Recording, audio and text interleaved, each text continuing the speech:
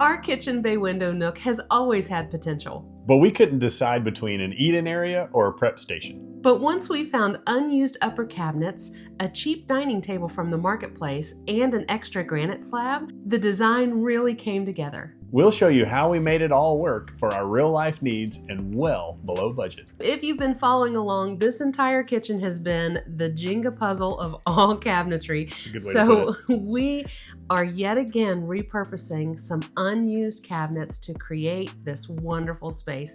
We have a weekly tradition in our family, and that is a Saturday night pizza night that he makes the most incredible homemade pizzas. However, our old kitchen didn't quite fit the bill. I have 3 or 4 pans out and flour dust everywhere. So we needed another spot to help facilitate our pizza nights. Yeah. So that's where the design really took us. We have been using this space as an eat-in area for quite some time, but we needed something with more function. Yeah. And we already kind of have another space in our sunroom where we have a table. It was just tables galore. Let's cut a table and make an area that's you get a table food prep. and you get a table. By adding a cabinet and creating a true multi-use table, we opened up so many possibilities. Step 1 is take some measurements. We got to remove the Baseboards. As Aunt B says, get to it. Get to it.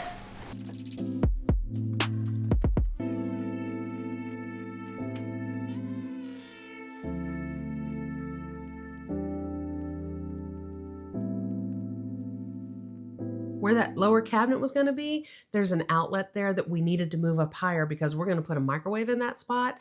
So we needed to make sure you had to do some wiring to move that up. Yeah. So one thing we have to do is we have to take this electricity and move it up to here. That sounded steady. How are you going to do it? I'm going to poke a hole, Hontus, through this.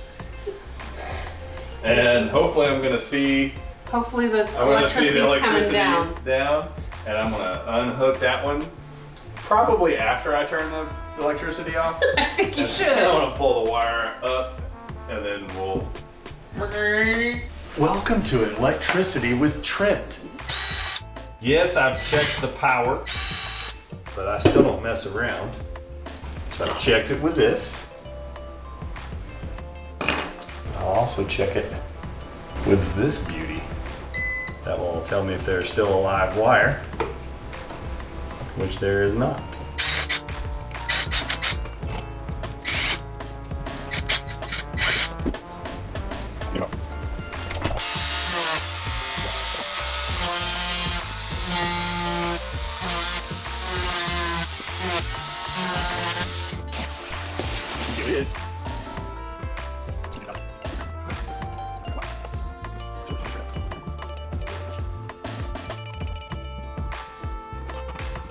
Hey, how's it going? Woohoo! So see, I can just do that.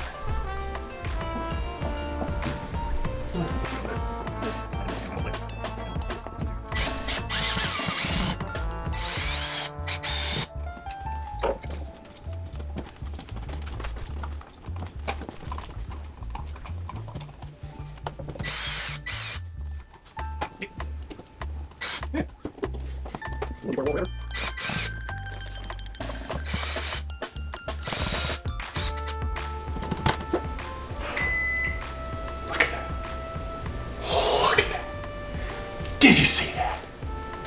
See, if you touch the side with this, you know that's hot as a firecracker. I'm not an electrician. I have done a lot of that work in my house. If that's something you're not comfortable with, call a professional. The problem was the last of the cabinets that were left are upper cabinets. And if you notice in your kitchen, the lower cabinet extends out farther than the upper cabinet. So we did have to kind of modify these cabinets, not only for depth, but also the upper cabinets that we had were way too tall. They wouldn't match our current counter space. So you had to cut down those upper cabinets. Yeah, out to the trusty table saw I went. Now that was your idea. Put this in the table saw and cut it down some. And I was like, I don't know about that. But usually her ideas always win out in the end. Let me do that for you. Broken arm. Hospital. So. He's right. He's totally, this guy, he's right. He's always right.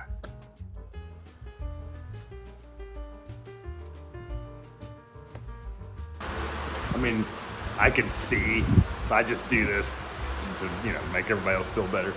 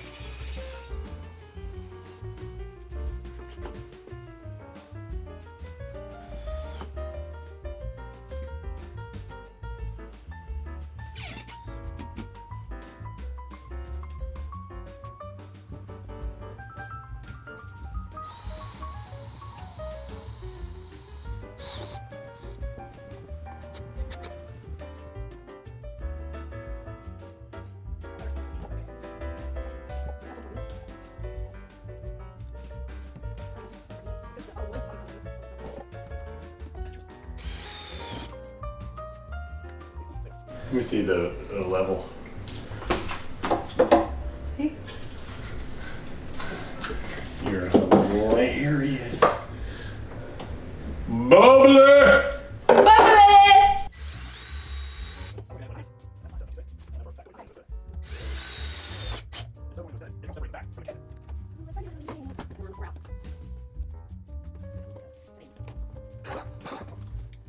Our granite slab was only so deep, so we could only extend it out about 16, 18 inches from the wall. So you had a really good idea of putting 2x4s behind the cabinets to help extend it out.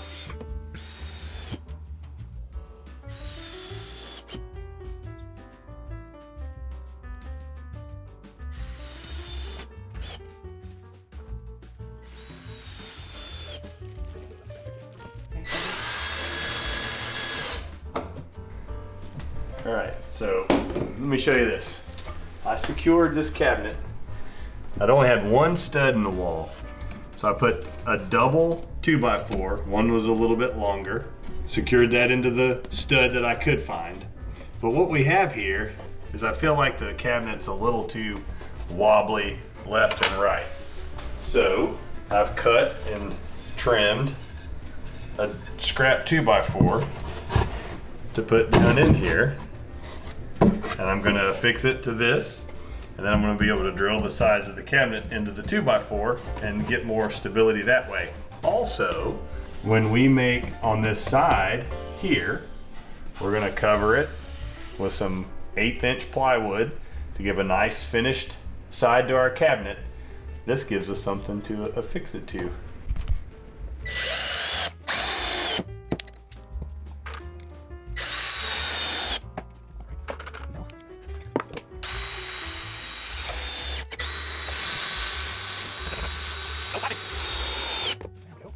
It ain't going nowhere! You hear me? Cabinet is installed. Then you used yucca board, which is really thin wood. What is it made of? It's like a composite material. Okay. It's made of composites. And you can paint it. It's super easy to work with. And so you cut and trimmed the yucca board to disguise how we jutted it out. Yeah, so you're basically making a side wall to span from the front of the cabinet all the way to the wall. And it looks like a deep cabinet, even though when you open it, it's shallower than you think, but it still works. In our last video, we spoke about how we were blessed with a free cutting of this granite slab from parents of a child I used to teach, and they were kind enough to do that for us. We did have to kind of, again, this goes hand in hand with to the right, to the left? There's a little bit How of wide? overhang. How much does, and in trying to match the other cabinets and Right. the countertops, well, that comes off an inch and a half, and then the front lip is an inch and a half or 2 inches. However, the microwave is a little different depth. So we figured that we could probably fudge the dimensions one way or the other because we needed a little longer space for that microwave. So it does stick out further than the other Granite, but not so you can notice. All right. You can clean that off too.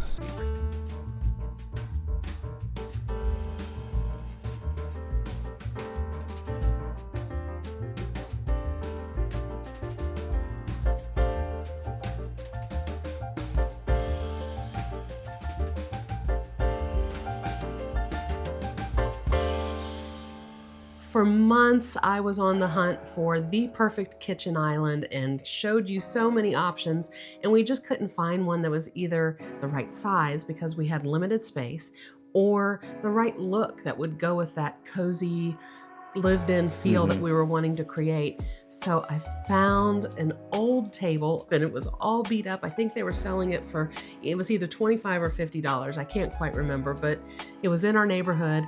And it was a super cheap all wood table that we basically used half of it for our workstation. But let me say this was a kitchen table, like a for real deal kitchen table. Add 2 leaves, make Yeah. it long, and we need something like tiny. Yeah. And I was like, there's no way that's a smart move. And she's like, but it's $50, or whatever. And I was like, there again, not believing that this could be possible, and once again proved completely wrong. That's a common theme. It's a real common thing. where I'm like, I've got this Yeah, idea. I should listen the first time. And you're like, yeah, it's not going to Nah, work. And I'm nah, like, no way. let's just try it. And she was right. Yeah, these people were using this thing as a computer desk, so they had drilled holes in the top for cables to go through. It was a mess. Yeah. But it was cheap. And if you have the vision to say, hey, I think we can make something out of this, then go for it. And those leaves that came with the table, that's what we used to create a lower shelf to have a little bit of overflow storage. That's where we put our potatoes and tomatoes. Taters, maters, and onions. We tried to use as much of that table as we could so that we were getting the most use out of it. Again, if it was so cheap, how could you not? Be sure to leave a comment below if you would like us to create a separate video on exactly how we made this workstation from a dining table. We'd love to share that with you. It turned out great. You did an excellent Well, job. thanks. I doubted it the whole time. And I mean, again, if you look closely, you'll see some like, that looks weird, but it doesn't wobble. No. That was my biggest concern. It looks like a piece that's been passed down through the family, and that's what we wanted. Yeah. Well, and your doubt was paid off in sanding those legs. Because those turned legs Oh gosh. took you quite some time Even to sand. rewatching the footage of that, I was going, oof, I don't want to really sand that again. I won't make you sand a table leg again for a while. At least a few weeks. Got 2 more weeks off. So all that was needed to finish this up was to paint the cabinets and install the paneling backsplash. We are going to go into the how-to of the paneling that we installed down the pantry hallway, in front of the half wall, as well as the entire backsplash, as you can see behind us. Above the microwave, we installed another cabinet, and it's just one door, right? And we left the other side open because We didn't have a door. yeah, we didn't have a door for that side because it was a wide door and then a skinny door. So we thought, oh, that's going to look kind of weird. So another genius moment where she said, well, we'll just leave the skinny side open like shelves. And it became a place to put all of her alcohol. Well, not my alcohol, my great-great-granddaddy's right. hooch Yeah, jar not that he her, buried out in the barn. That one is in there. I mean, it's really cool to I have smelled that. it though. It smells a little fresh in there, Jenny. Does What you it been putting really? in there? I trimmed out the upper cabinet as well to match the other cabinets around the kitchen. Now that was difficult in some ways because I was near this bay window. And that soffit There's a was bit of a right there. soffit right above Yeah. the windows, and so the cabinet was really close to the soffit. So you'll hear me declare in one of those videos, genius! Genius! I had to put the side piece of trim, but I couldn't, because of that soffit, I couldn't get a gun or a nail or a screw or anything up in there. So I glued it Yeah. and stuck it against it. But then I wasn't going to sit there for 2 hours, you know, in this weird position. What you doing, hon? Can you give me some water? So I came up with this idea to go get some cut pieces of scrap wood that would basically wedge in between the soffit drywall and that trim piece and let it sit there for a few hours to fully dry. So genius. It was genius. I have to say. One thing I do love is this old rusty green enamel light that your dad gave us. It came from his body shop that when they first moved in, I guess it used to be an old chicken farm hatchery or something. And so they had these lights and they took them down to install better lights, but your dad was so smart to save those and he gave us one of them, and we hung it in our old Tennessee house and we brought it with us here, but we never have really had a spot to put it. And I think it flows beautifully with the kitchen cabinets. Green, and so it doesn't always fit every space, but turning this place green, we were like, oh, that's gonna work. One other thing that I absolutely loved about this vintage light was the vibe that it created. It was, the last light that we had was a glass globe, and it lit up the space, but I wanted like a cozy, moody kind of vibe. I'm starting to like the kind of shades that block the light and then allow it to come out of the top or bottom or both. That's kind of where I'm heading. Yeah, and that was exactly the feel that this light gave. So that was neat. And plus it has just history. Yeah. We love family history, and all throughout the kitchen I've got little touches of stuff even in those cabinets. Not only is the hooch jar, but there's that green scale that came from your mom and dad's attic that, you know, they just weren't using. And so we just have these little family treasures all over the place. I love that. Now there is a full tutorial coming up on how we made this faux leaded window and why we made this faux leaded window for the Big Bay area. And it is such, I mean, another genius idea from this one. It involves a little auto striping tape. And aren't you curious about that? Yeah. Sometimes it's not about buying more, it's just rethinking what you already have. This little nook went from an unused space to a workstation that is cozy and is a beautiful extension of our existing kitchen.